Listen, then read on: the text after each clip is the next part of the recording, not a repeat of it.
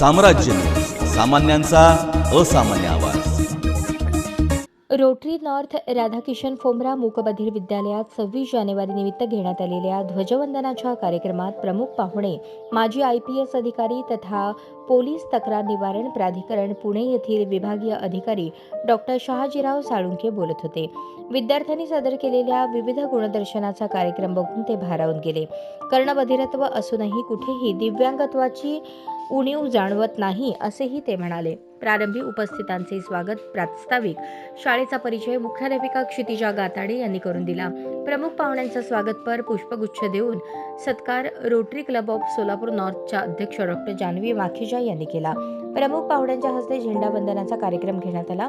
शाळेचे सचिव सुनील दावडा यांनी शाल व स्मृतिचिन्ह देऊन त्यांचा सत्कार केला.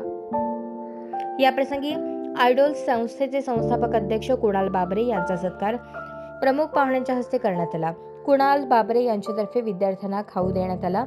सर्व मान्यवरांच्या हस्ते खाऊ वाटप करण्यात आले. या प्रसंगी शाळेचे सचिव सुनील दावडा, खजिनदार राजगोपाळ झंवर, हिरालाल डागा, बळीराम पावडे, विवेक खमितकर, आरती गांधी, आसावरी सराफ, संजय चौगुले, रेणुका पसपुले, संध्या चंदनशिवे, विजया पिताळकर, योगिता बोधले, गजानन गडगे, नागनाथ बसाटे, विठ्ठल सातपुते, चिदानंद बेनुरे, गंगाधर मदभावी, साहेब गौडा पाटील, अजित पाटील, बाबासाहेब पवार, सोमनाथ थोरात, शबाना शेख आदी उपस्थित होते. कार्यक्रमाचे सूत्रसंचालन अजित पाटील यांनी केले तर आभार सचिव सुनील दावडा यांनी मानले.